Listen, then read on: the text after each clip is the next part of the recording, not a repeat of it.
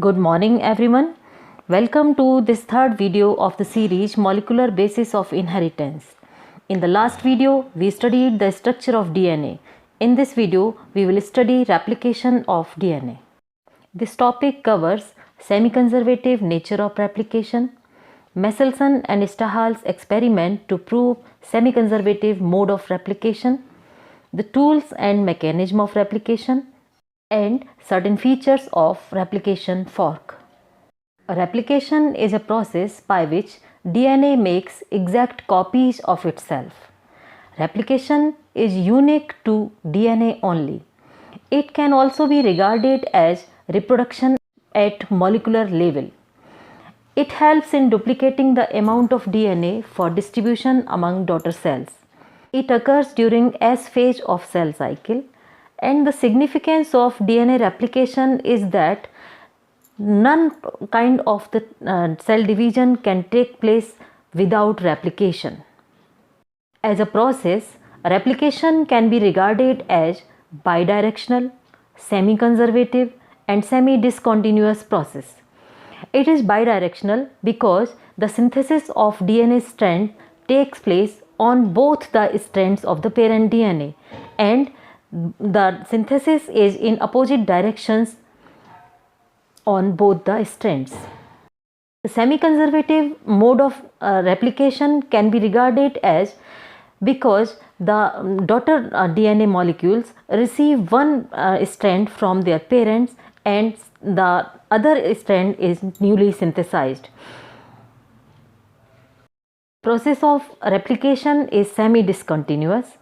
It means that the synthesis of DNA is continuous on one strand and in form of small fragments, that is discontinuous on the other strand. So this process is can also be regarded as semi-discontinuous process.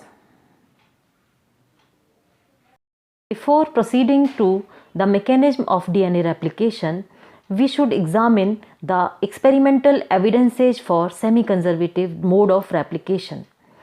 It was in 1957 when Taylor demonstrated semi-conservative duplication of chromosomes in a plant Vicia fava. He used tritiated thymidine in his experiments. Semi-conservative replication of DNA was supported by experimental evidences by Michelson and Stahl in 1958.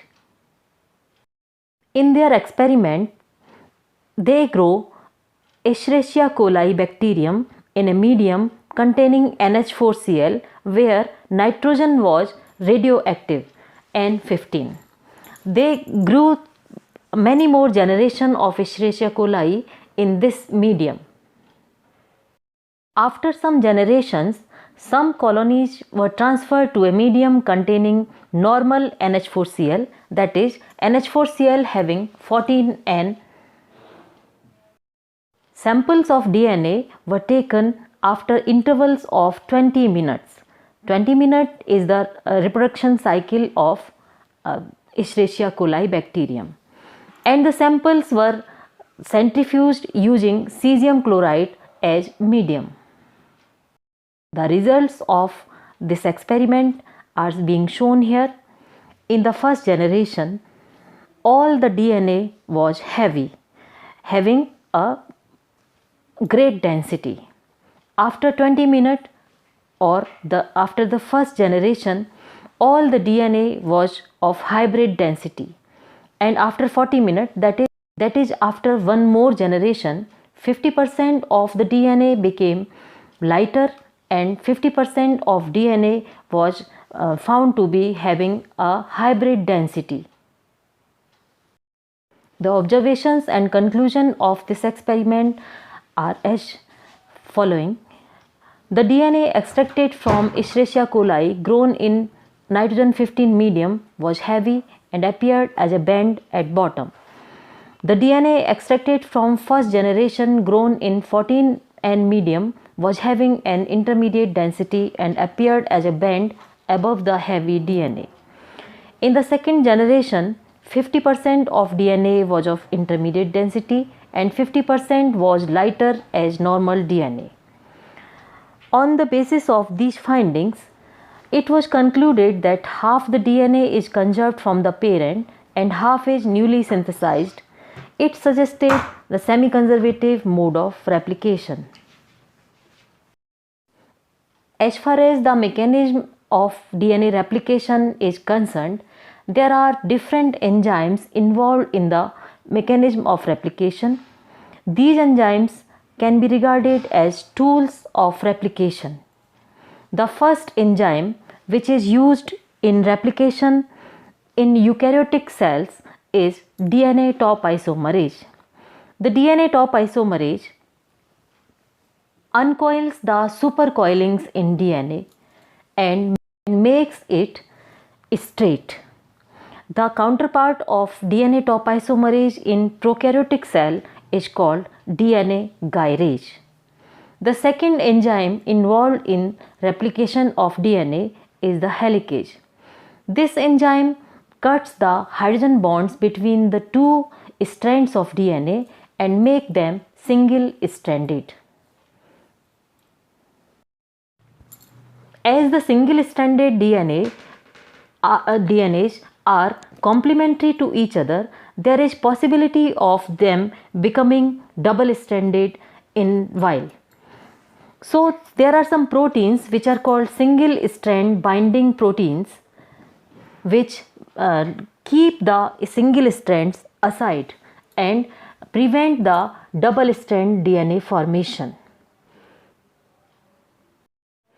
The next enzyme involved in replication of DNA is DNA-dependent RNA polymerase, or we can also say it RNA polymerase simply. It forms small oligonucleotides of RNA which act as primers. The primers are required for the activity of DNA polymerase. In this way, there is formation of small pieces of RNA primers before the synthesis of DNA. The next enzyme used as a tool in DNA replication is DNA-dependent DNA polymerase, or simply the DNA polymerase. It synthesizes the DNA on the single-stranded DNA templates. It requires RNA polymerase. There are three variants of DNA polymerase: DNA polymerase 1, DNA polymerase 2 and DNA polymerase 3. The DNA polymerase which is involved in synthesis of strands of DNA is the DNA polymerase 3.